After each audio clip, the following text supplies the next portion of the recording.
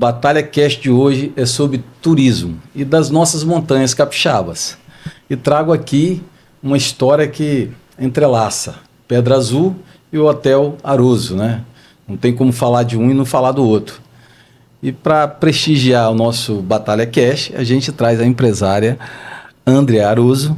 E para os íntimos, né? O pessoal conhece muito ela como Andrinha. E eu vou me referir a você hoje como Andrinha. Tá bom assim? Tá ótimo. Andrinha, seja muito bem-vinda. Obrigado por você ter atendido o nosso pedido. Eu que agradeço, eu me sinto bem prestigiada. Espero ser útil. Ah, vai ser. A história a gente vai falar do Aroso, vai falar de Pedra Azul. Nossa Senhora, tem muita coisa aqui, né, que conecta com o público, né? Sim. A gente frequenta Pedra Azul já há algum tempo e o Aroso sempre esteve no top, né? Sempre esteve lá em cima, glamouroso e tudo mais. Então a história contemporânea, não é isso? É muito difícil você falar de Pedra Azul e não falar do Aroso, e falar do Aroso e não falar de Pedra Azul. Mas eu acho que Pedra Azul vem antes, né? Claro. Bem antes. Então vamos falar um pouquinho de Pedra Azul. Como é que vocês chegaram até lá, o seu pai, o seu Álvaro?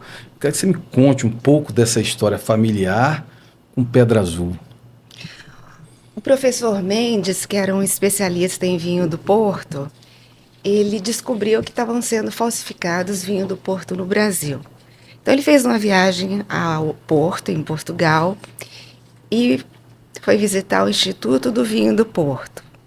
Tio Júlio Pinho, da Pousada dos Pinhos, trabalhava lá. Ele era agrônomo, especialista em vinho do Porto.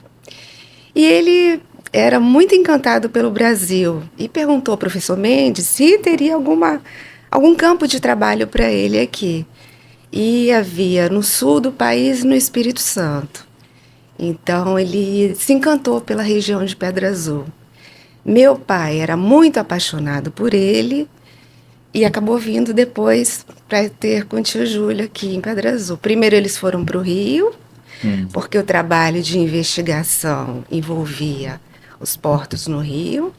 E depois o professor Mendes montou aquela área ali, a Fazenda do Estado, né? Montou ali a empresa, porque na época só se plantava em Pedra Azul feijão e milho. Então ele introduziu macieiras, videiras, e aí o tio Júlio deu continuidade a isso. Fez pesquisas durante muitos anos com batata, e o papai ajudou nisso, batata inglesa. E Morango também? morango.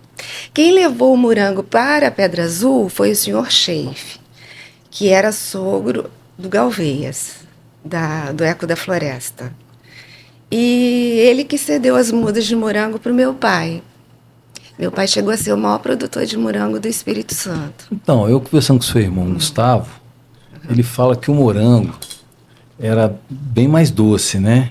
Ah, era diferente, Não é isso? Mas também chegava ali em Viana, ele já começava... Ah, então, devido a ele ter que se manter mais tempo agora, ele não tem o mesmo...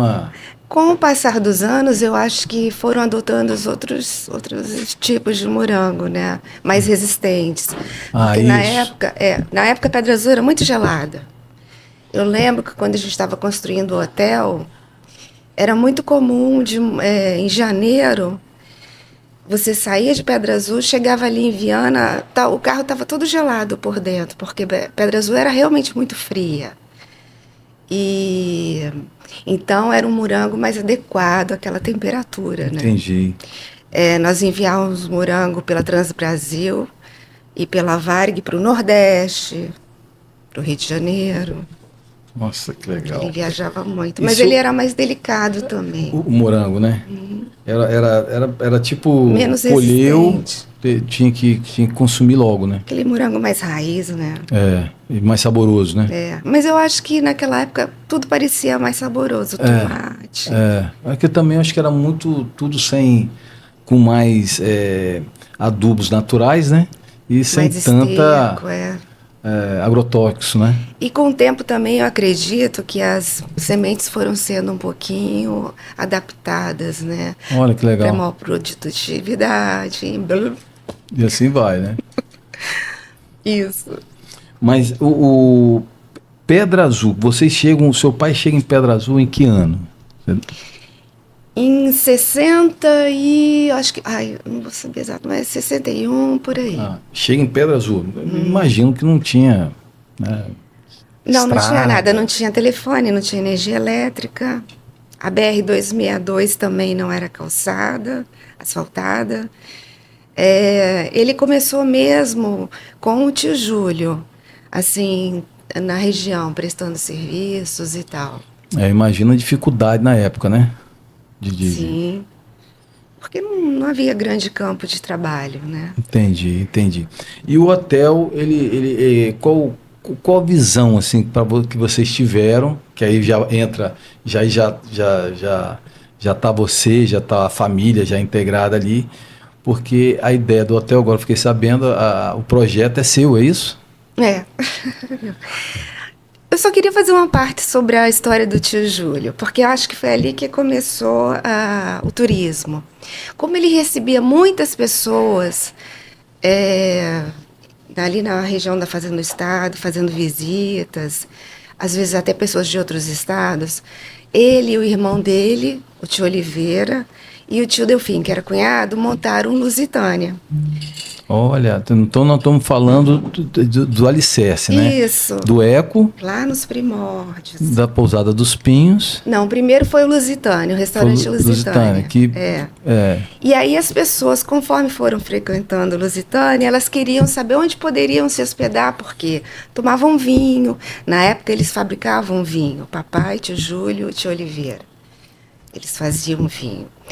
E aí, com o tempo, o tio Júlio teve a ideia, vou montar um local. E aí ele criou a Pousada dos Pinhos, junto com a Isabela Pinho, que é hoje quem administra a Pousada dos Pinhos. Ah, legal. E o Júlio, o irmão dela.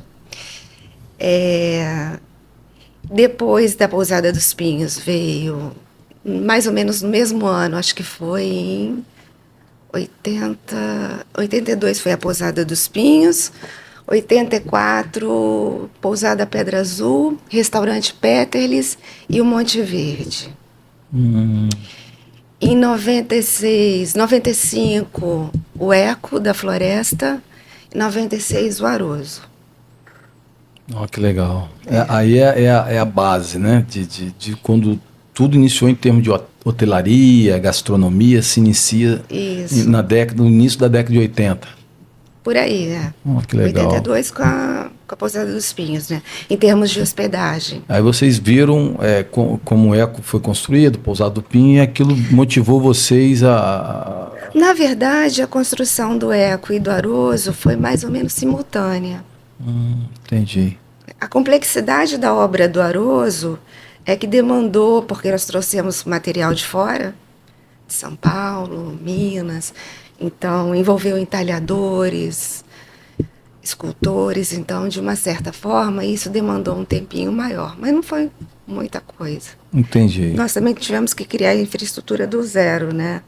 Água, tratamento de esgoto, estradas, essa infraestrutura também demorou um pouquinho.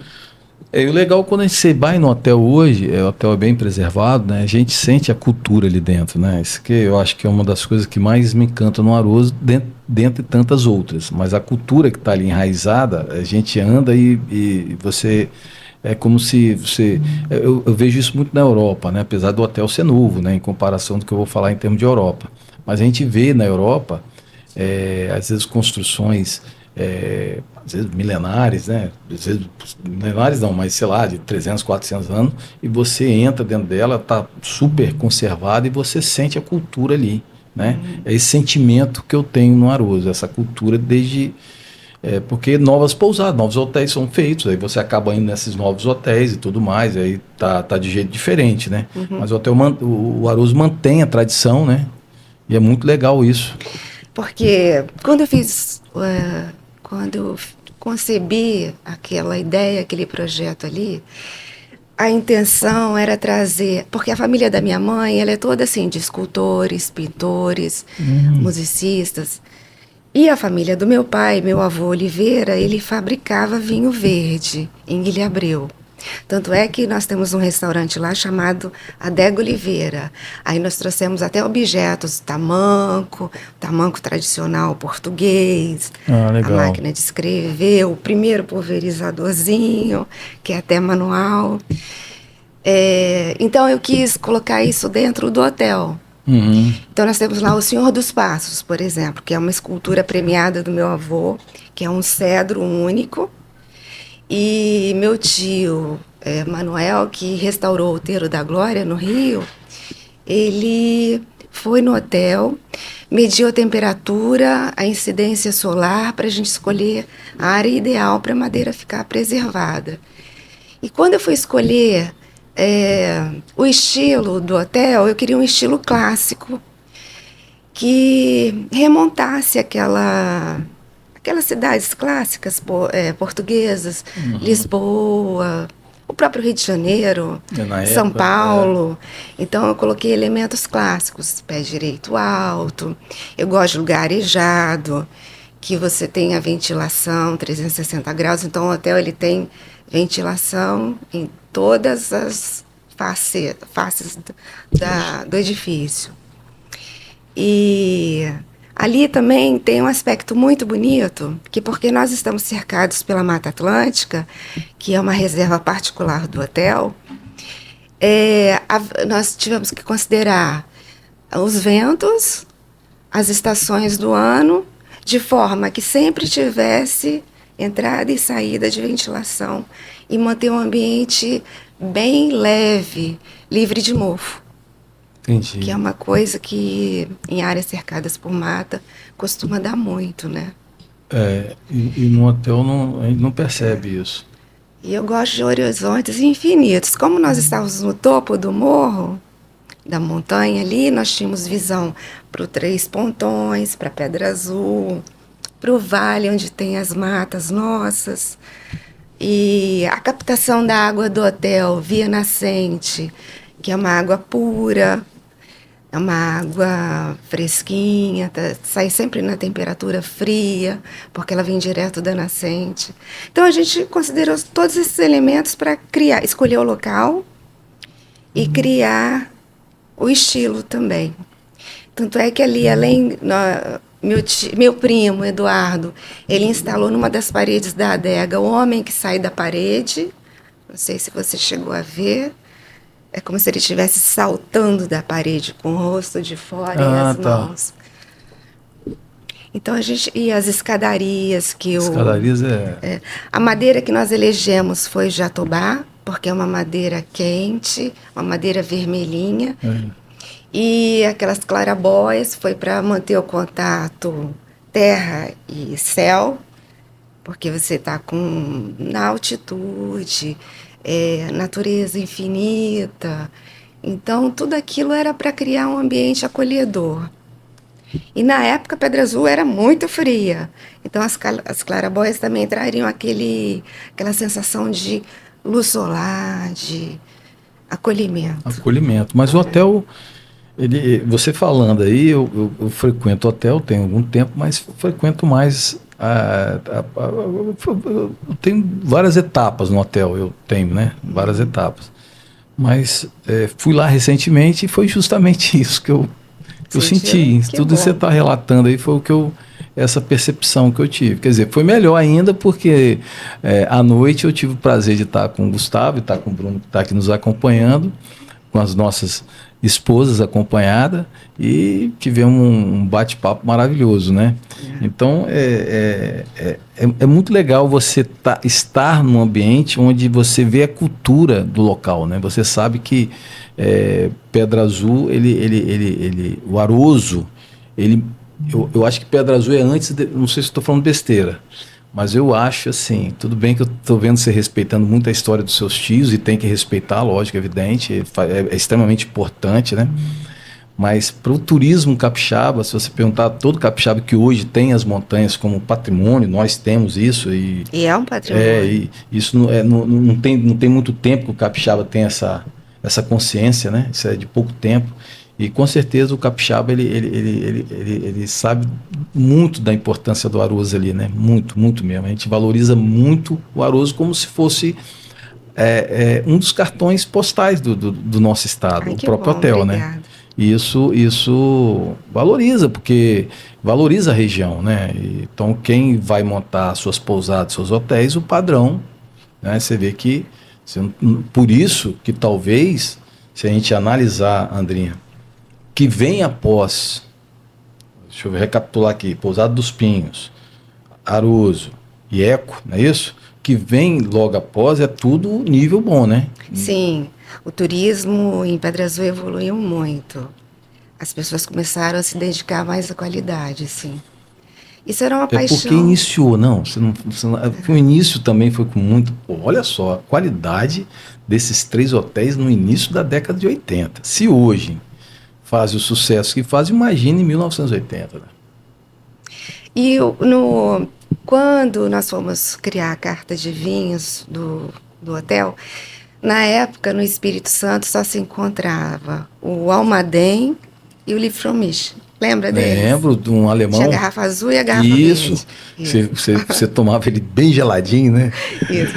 E no supermercado São José é que tinha assim um leque bem variado de vinhos, a maioria deles portugueses. E como o papai descendia de uma família que produzia o vinho verde, nós fomos lá e o que nós vamos privilegiar? Vinhos portugueses. Então, nesse aspecto, realmente, eu acho que o Aroso deu um pontapé muito bacana, porque a nossa carta de vinhos foi diferenciada, ela era bem variada, a montagem da nossa mesa seguia o estilo clássico, todas as taças, taça de água, vinho tinto, vinho branco, licor, toda aquela apresentação da mesa, que realmente seguia um estilo assim mais refinado de hotelaria. As taças eram de cristal, a porcelana, uma coisa que meu pai sempre falou. Eu sou apaixonado pelo Brasil, jamais voltaria a viver em Portugal. Eu me identifico como brasileira. Eu quero valorizar tudo que tem no Brasil. Então, todos os produtos que nós usamos na nossa mesa são produtos frescos. O que nós podemos comprar ali da nossa comunidade, no entorno, é o que nós damos prioridade. Então, por exemplo, as saladas. As alfaces eram produzidas na própria propriedade do Aroso, irrigada com aquela água pura da nascente, sem aditivos. Então tinha um frescor, E aqueles agricultores, os produtores de Pedra Azul e vizinhanças que a gente sempre manteve como nossos fornecedores. Eu acho que uma das coisas mais bonitas do turismo, da indústria turística, é porque ela não é vencedora, ela não progride se ela não valorizar e não ajudar a comunidade dela. Perfeito. O turismo é uma atividade única porque, na minha visão, e na visão do meu pai também, a atividade turística bem-sucedida, ela utiliza quase todos os serviços que um ser humano, serviços legais, que um ser humano exerce, ela utiliza. Então, por exemplo, ela precisa de segurança para ela ser bem-sucedida. Então, você envolve polícias, você envolve bombeiros, você envolve o serviço público. Ela precisa de estradas, meios para se chegar no local. Então, você envolve companhias aéreas, companhias marítimas, Uber, agências táxi, turísticas, ônibus, agências de turismo, telefonia, internet. Você vai comprar equipamentos e utensílios, você envolve vários fabricantes. Que bacana. Na hora que você monta a sua estrutura, como nós montamos lá no Aroso, e da mesma forma foi o Lusitânia, o Pousada dos Pinhos, Eco, Pedra Azul, Pétalas, você contratou aquela mão de obra que estava ali, adaptada àquela pequena atividade agrícola familiar. Então, você começou a comprar tudo que eles produziam. E você treinou aquelas pessoas para trabalhar no turismo. Então, criou mais um nicho de mercado para aqueles jovens que estavam entrando. E, muitas vezes, a agricultura familiar, ela tem épocas, né? Se você planta café, você só tem uma época para colher, para vender. Se você planta o alho, não é uma produção industrial que produz o ano inteiro. Entendi. Então você cria um novo nicho, uma nova atividade para aquela região. Outra coisa bonita é que dali começou a se desenvolver o agroturismo, que aí você começou a fazer passeio de trator, que foi até uma ideia inicialmente da Pousada dos Pinhos. Sim. E aí você começou, vamos levar para visitar as propriedades agrícolas, o produtor do mel, o produtor da geleia, o da linguiça, o do chouriço. Então você vai envolvendo. Aí depois veio o passeio do cavalo, né? Passeio do cavalo, a cavalgada, pescaria, pesca e devolva. Esporte. Agora tem o balão, balonista. Balão, a gente vai falar daqui a pouquinho. Mas olha só o que você fala, como que é interessante. O turismo de forma geradora de riqueza. Porque isso aí todo mundo. É para todo mundo, isso que é legal. E o ecossistema que você fala é o seguinte: todo mundo tem que estar conectado por um bem maior. E isso tem que estar equilibrado. E equilibrado. Isso que é bacana, né? Não adianta ele se hospedar só bem no Aruzo e se hospedar mal na pousada A, B, C. Não adianta ele comer bem no restaurante tal e não comer bem, porque não vai caber todo mundo no Aruzo. Uma hora você vai ter que ir, né? E o importante é que hoje Pedra Azul é o sucesso que é, porque a qualidade, né? O aumento da gastronomia, por exemplo, né? Maravilhosa. A gastronomia é fantástica, né? Você tem diversos restaurantes, né, Andrinha? Isso. E tudo começou com Lusitânia, com uma comida tipicamente portuguesa, né? Que era o bacalhau, o lombo de porco, o chouriço.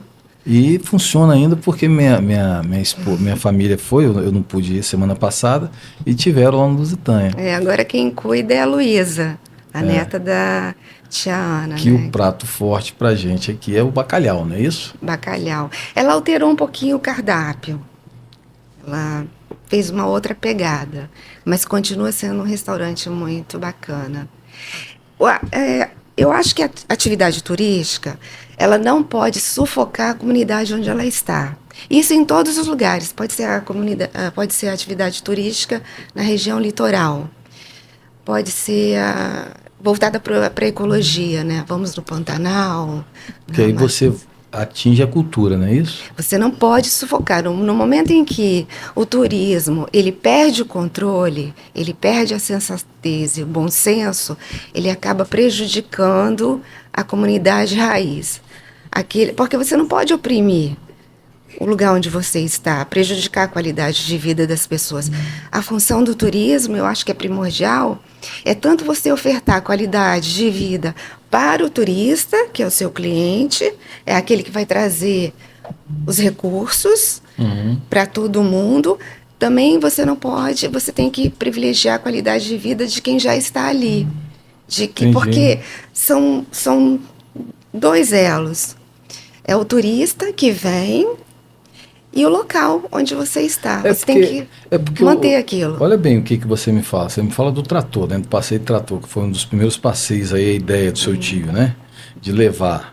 Quer dizer, tem que manter, porque, por exemplo, agora meu neto foi, né? Na Pousada dos Pinhos, agora, e tinha lá a cabra, tinha que dava para visitar o cavalinho, o pônezinho e tal. Isso já está inserido no hotel lá, mas tem muitas já. Tem dentro da comunidade alguns lugares que você vai, como visitar, eu falo roça de morango, mas o plantio né? De morango. E aí pode colher o morango. O plantio de morango, né, e tal. E se você acabar com essa essência, você não vai poder ir lá, né? Tem um produtor de cogumelo, não tem? Tem cogumelo. Eu fui lá também, visitei. Gabriel. Muito bacana lá, né? Tem. Isso que eu acho bonito. Quando eu era criança, nós estudávamos no Marista e todo final de semana a cultura principal era o morango do meu pai. E a minha mãe fazia geleia e licores, de morango e de figo, que eram duas culturas muito importantes para ele. E aí, já naquela época, eles recebiam muitos visitantes. em Pedra Azul. Já havia muita gente de Vitória para almoçar no Lusitânia e fazer aquela volta na região para ver o que havia de interessante. E quando o hotel inaugurou, que o papai decidiu, não vou mais cuidar de morango, porque morango é uma cultura muito...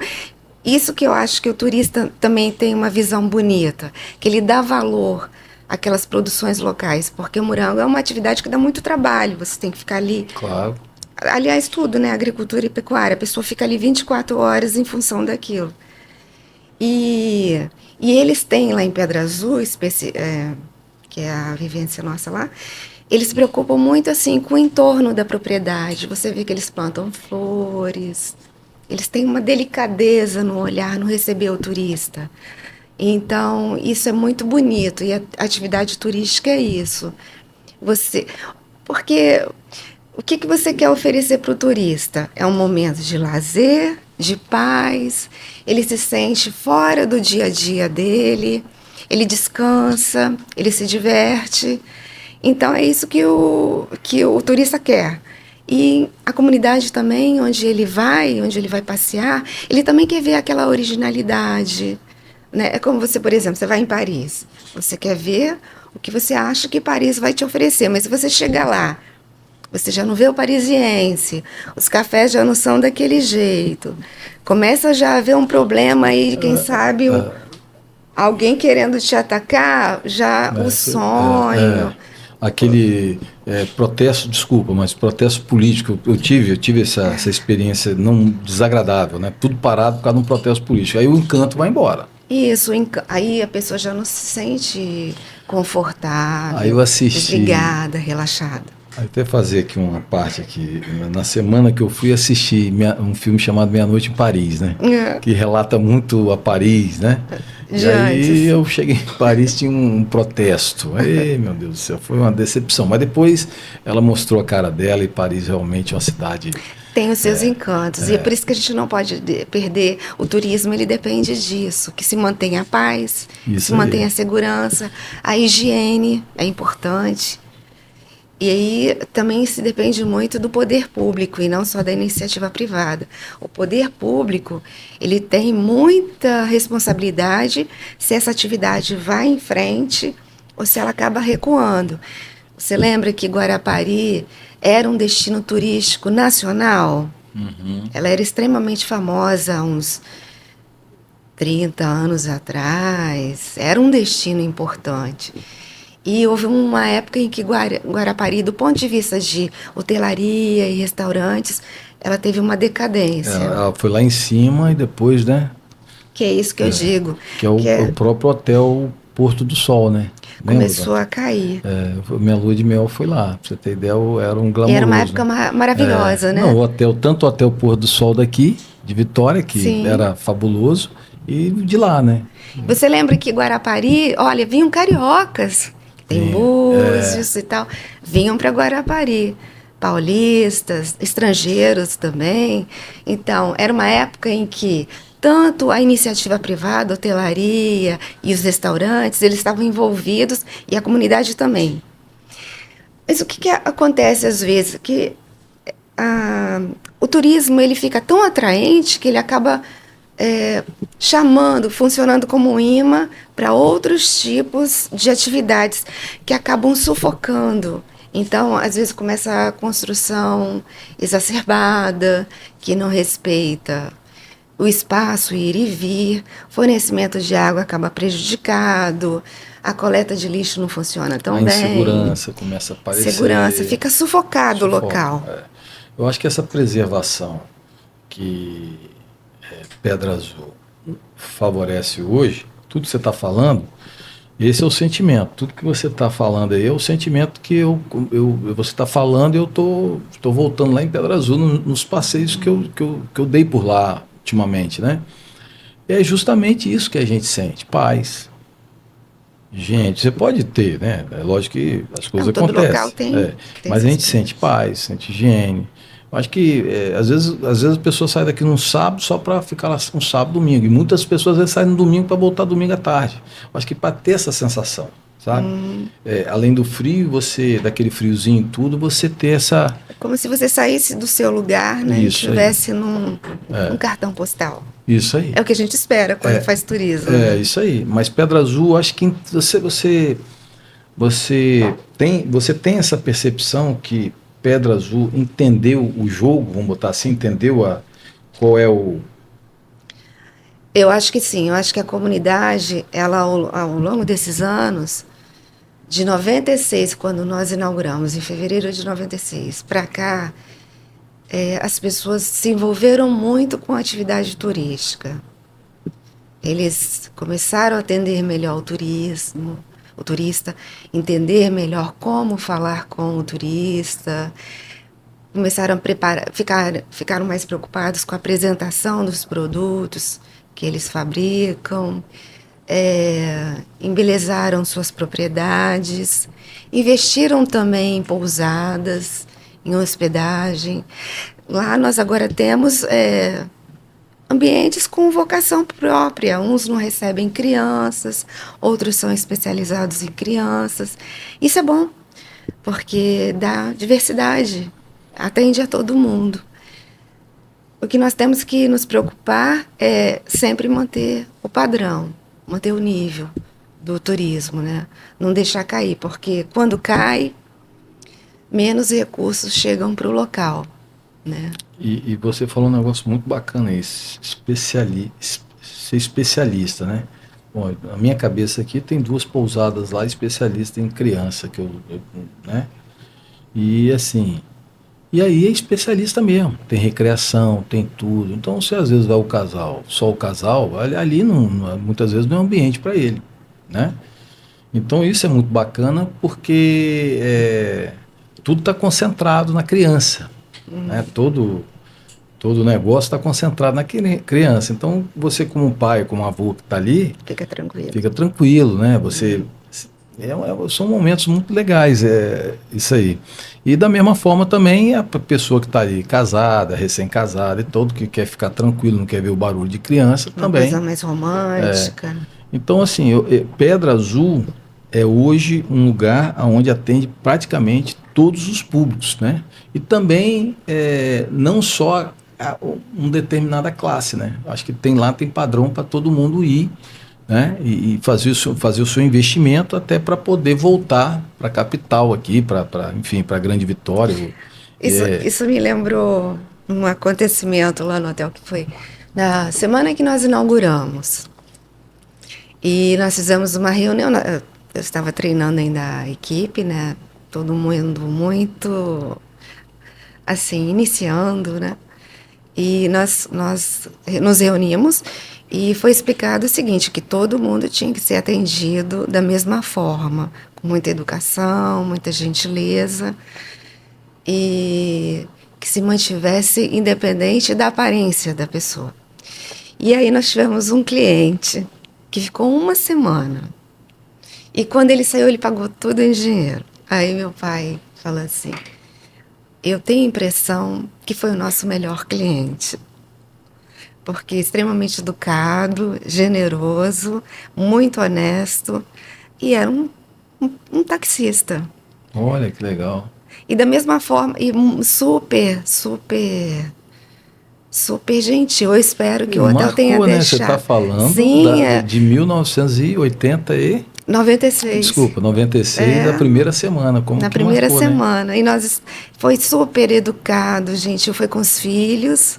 Espero que o hotel tenha deixado uma lembrança querida no coração deles. E da mesma forma que nós já recebemos, assim, pessoas famosas, príncipes.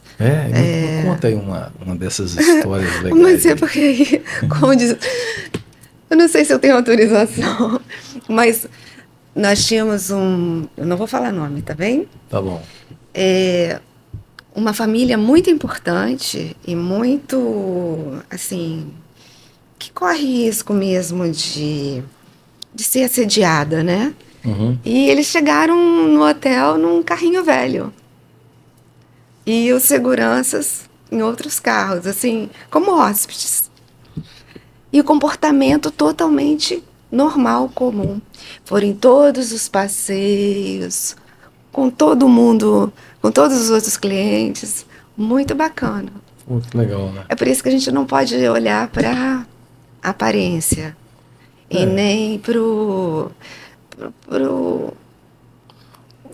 a história da pessoa. Tem que ser... É um momento. Isso.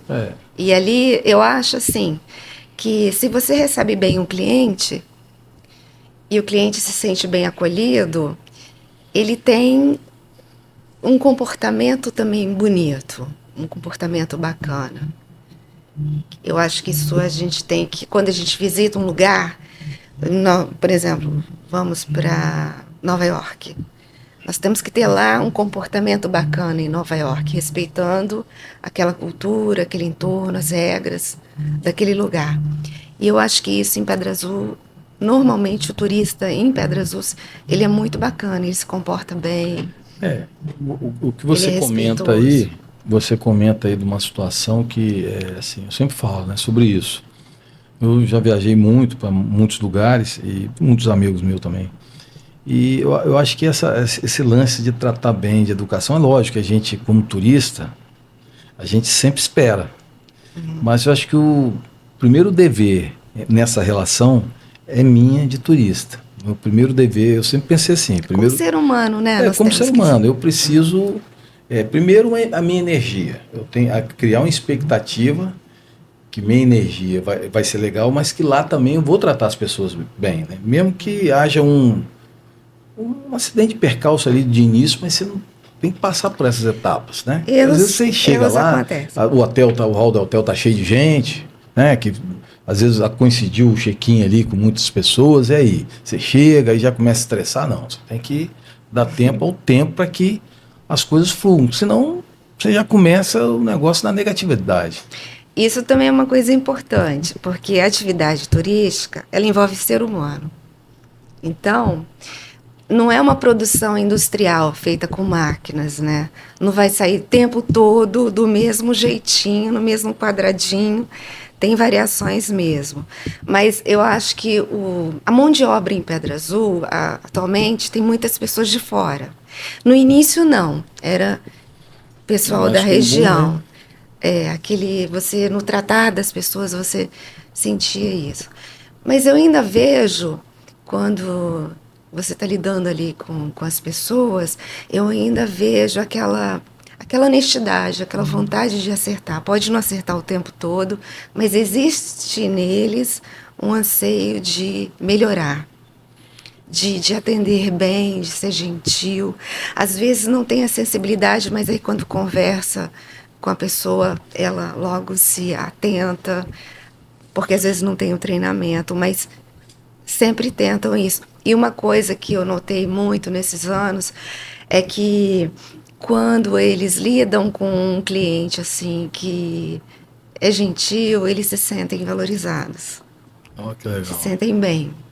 Então você que vai para Pedra Azul procura ser gentil, né? Não, acho que todo lugar que nós vamos, né? Todos os lugares. Em Vitória, Vila Velha também. Todos os lugares. Todos os lugares, a pessoa que está atendendo a gente é uma pessoa também. É uma pessoa. Se você pratica a gentileza, a tendência é de você receber a gentileza de volta. Mas a gente percebe, né, muito isso, e o que é legal é o seguinte, tudo depende ali do atendimento e do relacionamento, né? Se você fala ali, você tem a rede da hotelaria, você tem os passeios, que são pessoas atendendo pessoas o tempo todo, então é serviço o tempo todo, né?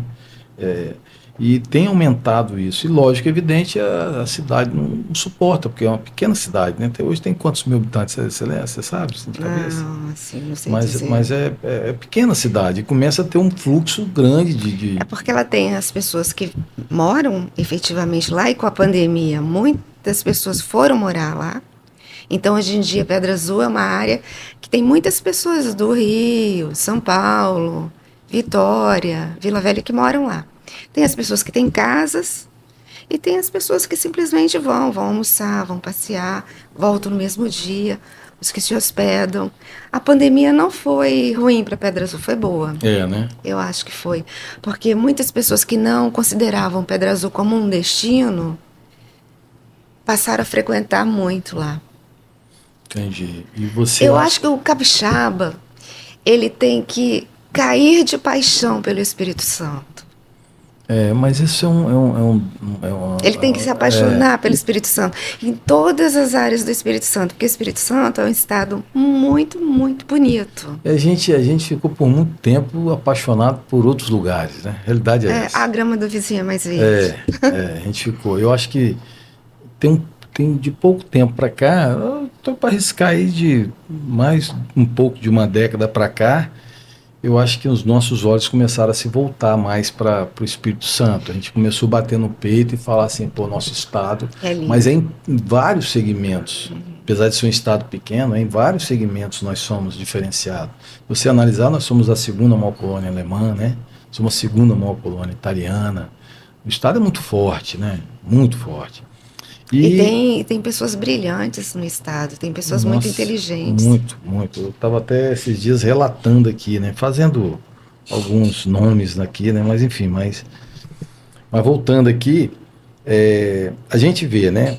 Lá em Pedra Azul, hotelarias, hotéis, hoje a parte turística de passeios e tudo mais. A gente está agora recentemente introduziu lá o passeio de balão, que está fazendo um maior sucesso. Se você quiser, eu te dou o contato do Cássio. Não, vou querer. Eu até combinei da próxima vez que eu fosse lá, até dia de semana, para pegar um dia legal para fazer esse passeio. Tá parecendo até a Capadócia. Então, mas é assim mesmo. E você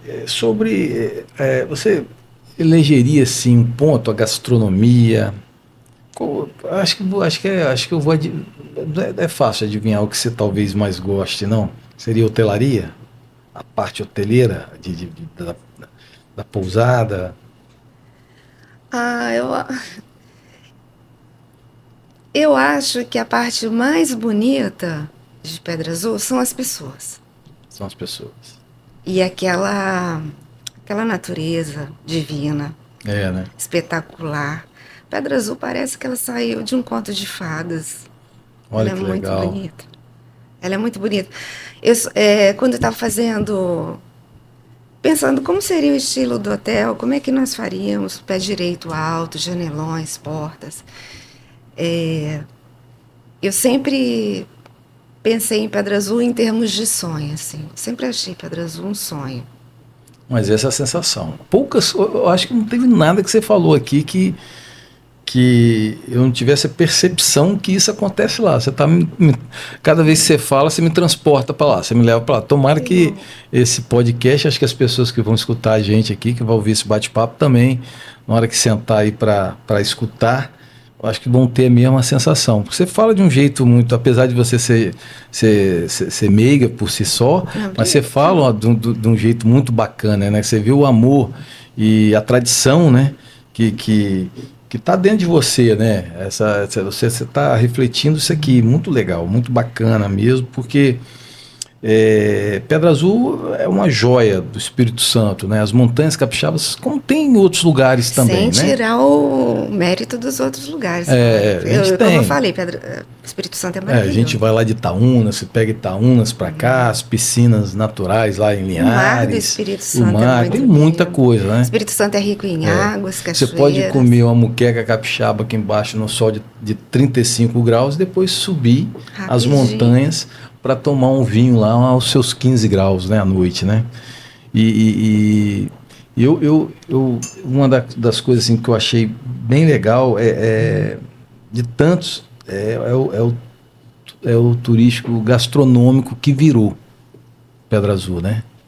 A gastronomia de Pedra Azul, ela realmente tomou uma...